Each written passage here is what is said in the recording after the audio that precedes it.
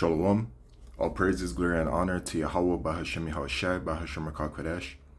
Double honors unto the apostles and elders of GMS, or the true leaders of Israel today. And salutations to all of the Akim who do this work in truth and sincerity, who risking their lives and their freedoms to do so, as well as the scattered Israelites who come looking like the heathen but are not, by way of their forefathers' seeds who are Israelite men. The true name of the Most High is Yahweh, and his son's name is Yahushai. And the Lord's holy chosen people are the so-called Negroes, Latinos, and Native Americans, as were the ones who suffer under the curses in the book of Deuteronomy. My name is Yakalia, and this video is about Bible prophecy, specifically World War III, and one of the major players in World War III will be Iran. So here's this video from Redacted on YouTube. Is war with Iran inevitable? Warmongers think so. So the answer to that is yes. Is war with Iran inevitable? It is. And it is because of Bible prophecy and nothing else. Prophecy stands first. And Bible prophecy states that Iran will be a part of the fight that will be happening during World War III. It's a major player. Iran is Russia's biggest ally, if not one of Russia's biggest allies, right? And in Ezekiel chapter 38, it mentions Russia and Iran.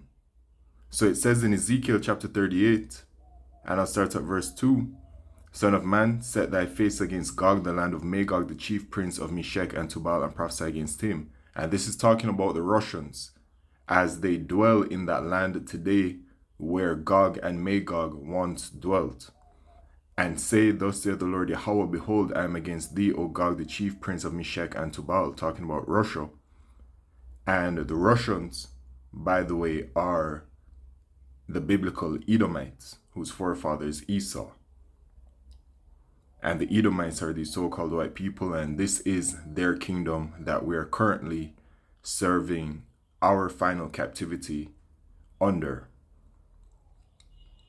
And I will turn thee back and put hooks into thy jaws, and I'll bring thee forth, and all thine army, horses and horsemen, all of them clothed with all sorts of armor, even a great company with bucklers and shields, all of them handling swords.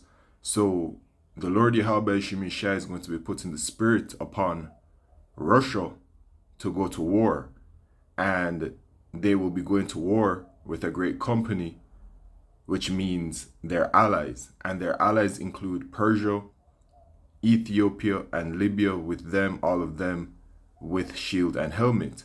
So it mentions Persia first and foremost, and Persia,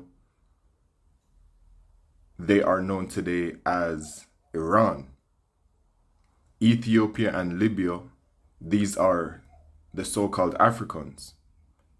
And then it says, Gomer and all his bands, the house of Togarmah of the north quarters, and all his bands and many people with thee. And this is talking about Turkey. And it's the same situation with Gog and Magog. The Turkish people dwell in that land today, where Gomer and all his bands, the house of Togarmah of the north quarters, and all his bands and many people with thee. So Turkey dwells in that land.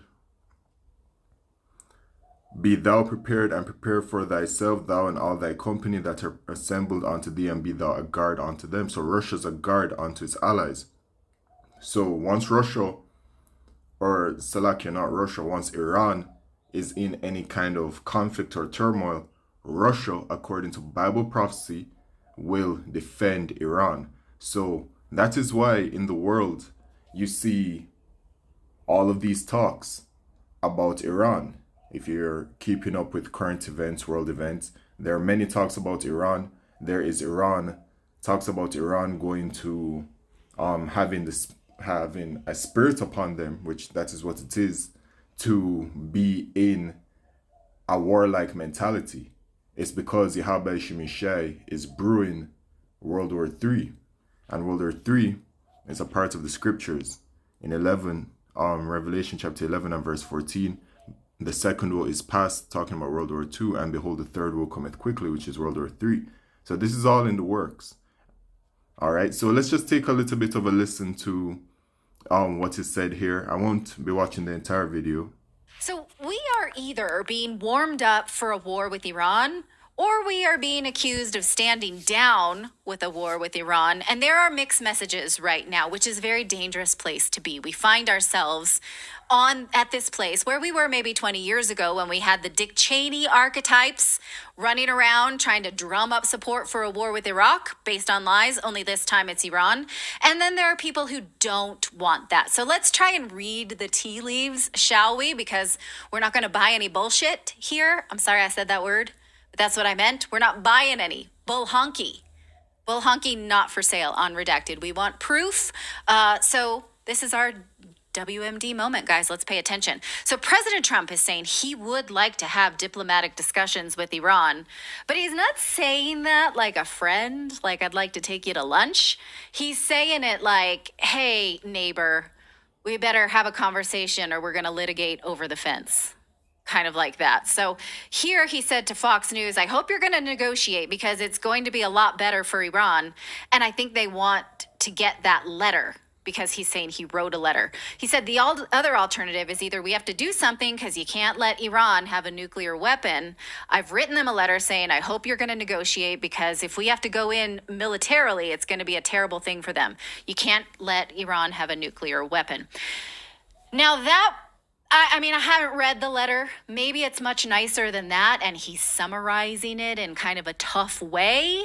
But the Ayatollah responded to these reports, not to the letter. He's responding to the idea of it, saying this is a bully tactic. So, some questions we should all want to know. How do we know that Iran has a nuclear weapon? We've been over this before. We've shown you the International Atomic Energy Agency's inspection reports that do not show Iran enriching uranium to a nuclear weapon grade. We have been over the sanctions of mass destruction that the Obama administration put on Iran, killing people. People die when you put sanctions on, medicine or hospital gear. I won't relitigate this. You can find it all on Redacted, or you can reach out to me on X and I will send it to you. So it is time. Is this the time? I guess I'm asking and telling you. Is it? Do you agree with me that it is time to think about a war with Iran and open our eyes? Here's what Tucker Carlson said over the weekend. Go ahead before we read Tucker's tweet. I just get so frustrated because it's like, who are we to tell who can have a bomb, like, or a nuclear weapon? Like, the only reason they want that is to protect themselves from us. I mean, we're the only country in the world that has actually used them, so we should not be allowed to have them. So I don't understand where we get off being able to tell anybody whether they can or cannot have a weapon like that. It's none of our business. Well, Israel has a nuclear weapon, and we seem fine with that. So, Yeah. and we are not supposed to send arms to any nuclear nation, but we do that anyway. Those are against international rules and our own rules. We do it anyway. So why do we care? Why do we let Israel in that region have them and not Iran? And why are we poking Iran to hate us? And then it's these questions don't make sense, right? So let's take. Yeah, well, she says these questions don't make sense. Why is it that the state of Israel, the Israelis have the nuclear capabilities?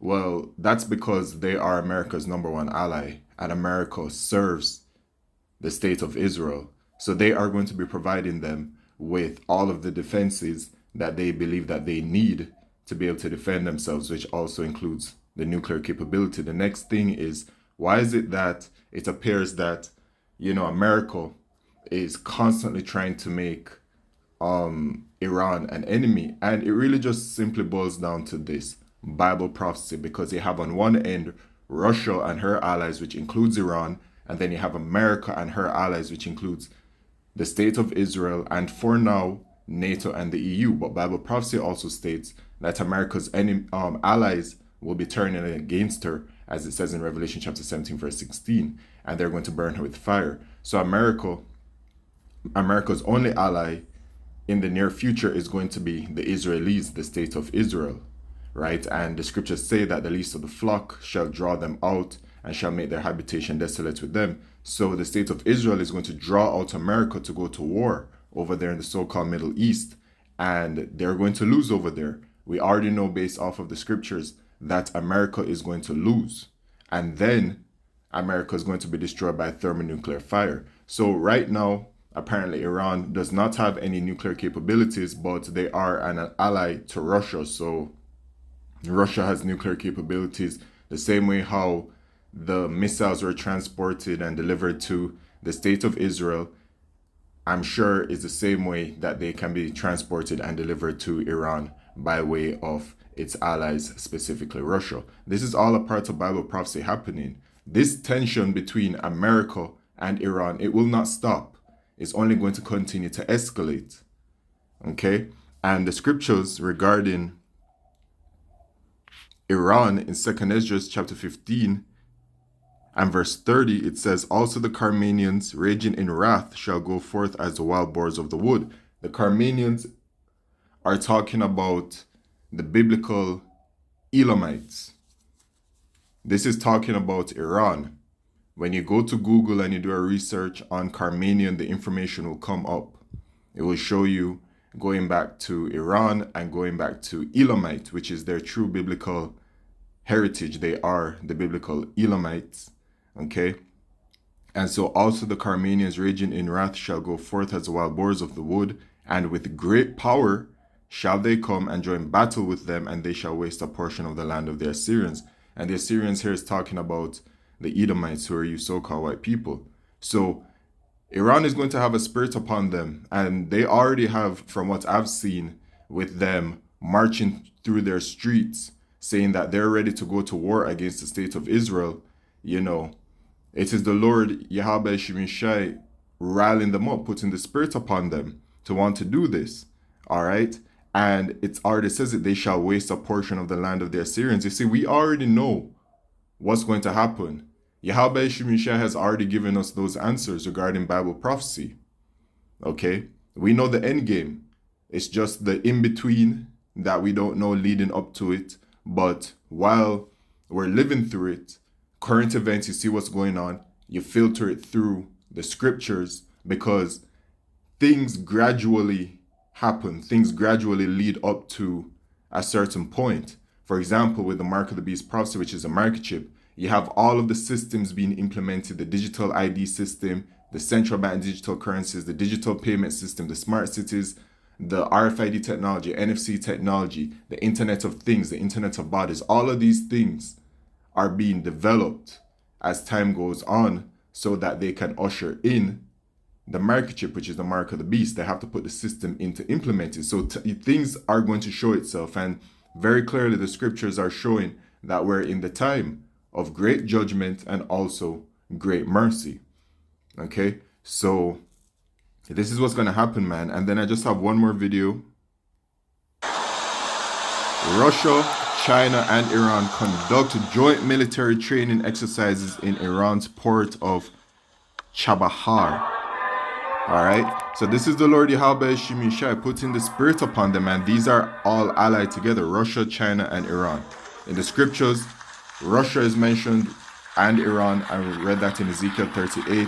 We know based off of current events and what's going on in the world, you have the allies of Russia, which includes the BRICS nations, Brazil, Slovakia.